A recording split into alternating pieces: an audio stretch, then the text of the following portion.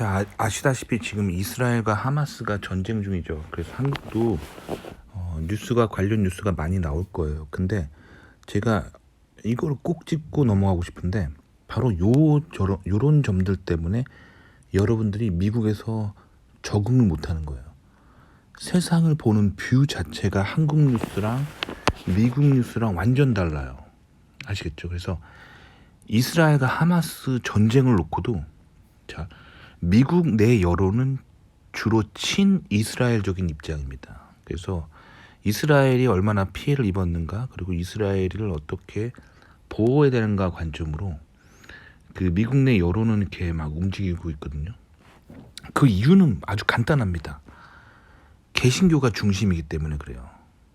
그래서 지금 그 미국에서 오늘 일요일이었거든요. 교회에 갔다 온 아마 미국의 개신교인들은 다들 교회 가서 이스라엘의 평화를 위해서 다들 기도하고 오셨을 거예요. 이 개신교 중심적이기 때문에 친이스라엘적인 입장을 취하는 거거든요. 근데 제가 집에 와가지고 교회 갔다가 집에 와가지고 한국 뉴스는 이거를 어떻게 보도할까 되게 궁금한 거예요. 한국의 뉴스들을 틀었는데 한국에 막 이렇게 어떤 특히 인상 깊은 게 한국에 굉장히 유명한 기자가 그 하마스와 이스라엘 전쟁을 놓고 이렇게 논평을 하는 그 시사 프로그램을 하나 봤는데 반 이스라엘적인 입장이에요. 철저하게 반 이스라엘 편에 서가지고 이스라엘이 나쁘다 그 관점으로 계속 끝까지 설명을 하는 거예요. 그 왜 그럴까요? 한국이 그만큼 반 개신교주의가 있기 때문입니다. 그래서 그 기자도 반 개신교적인 정신으로 개신교에 반대하는 입장을 취하면서 그 중동편을 들고 있는 거예요. 그러니까 한국이 그만큼 반 개신교적이고 그런 정서가 되게 많다는 거죠. 아시겠죠? 자, 그래서 한국 안에서는 이런 반 개신교적인 정서가 있기 때문에 한국에서 여러분들이 얻은 미국 관련 뷰 혹은 세계 정세의 뷰는 반 개신교적인 사람이 바라본 세상이란 말이에요. 그 뷰를 여러분들이 배워서 미국에 넘어오면 미국에서 쫄딱 망하는 거예요. 미국에서 인생이 망하게 되는 겁니다. 그 세상을 보는 뷰는 굉장히 중요해요. 왜냐하면 미국이라는 땅은 개신교인들이 개신교의 신앙을 자유롭게 믿고 싶어서 유럽을 탈출해서 미국에 세운 나라란 말이에요. 그래서 이 개신교가 중심이에요. 미국의 문화와 모든 그런 거의 중심에는 개신교가 있고 성경이 있거든요. 그게 미국의 뿌리거든요.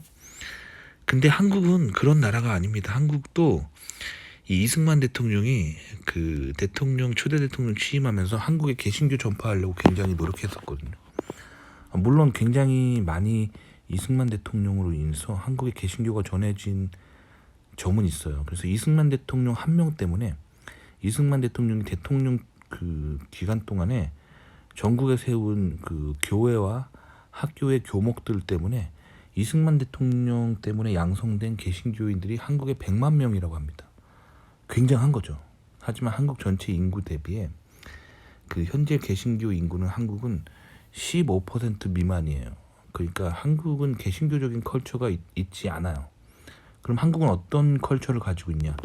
유교적인 컬처를 가지고 있습니다. 왜 그러냐면 조선왕조 600년 동안 유교의 지배를 받았었기 때문에, 즉 유교라는 거는 사실 공자님이죠. 중국인 조상의 사상이에요. 그래서 결국엔 중국적인 생각이 한국을 지배하고 있는 거죠. 그래서 반서방, 반미국적 그런 정서가 가득하기 때문에 반개신교적인 정서가 한국에 깊이 흐르고 있는 정서입니다. 그렇기 때문에 제가 항상 드리고 싶은 말씀 봐봐요.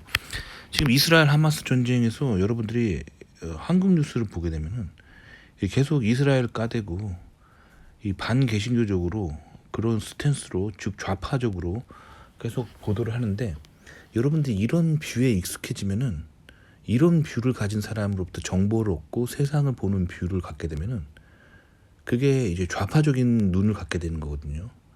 근데 미국에 건너오면 그 굉장히 망할 수가 있어요. 왜냐면 미국은 건국 자체가 보수 우파 정권 이 뿌리예요. 그러니까 개신교가 뿌리예요.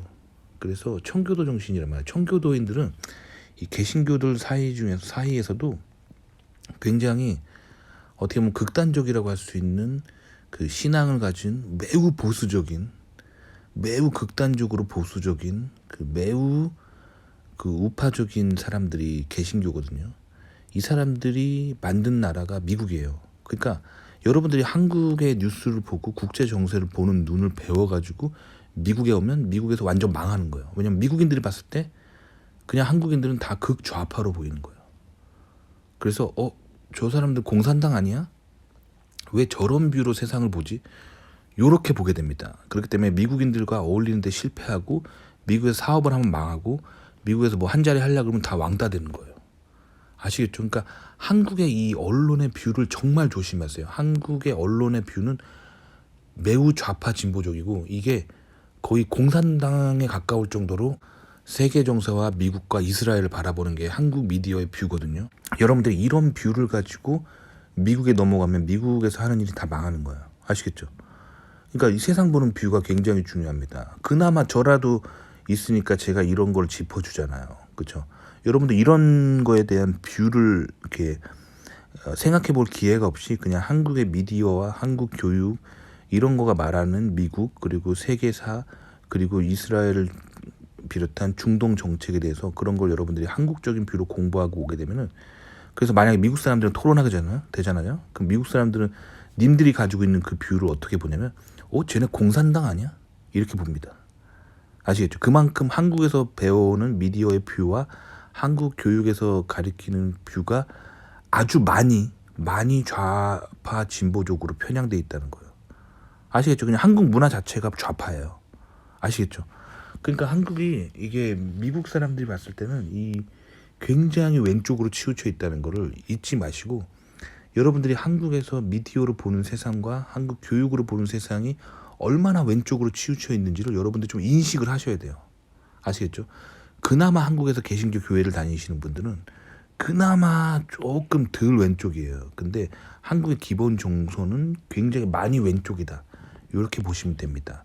이스라엘 하마스 전쟁 하나를 놓고도 뷰가 이렇게 다른데 여러분들이 이런 뷰를 가지고 미국 넘어오면 미국 사람들이랑 토론 못합니다. 토론하게 되면은 이게 뭐 이런 사람들이 다 있어. 미국 사람들이 이렇게 생각할 거예요. 진짜 쟤네들 왜 이렇게 왼쪽이야 이렇게 생각할 거예요. 아시겠죠? 도움이 되셨기 바랍니다.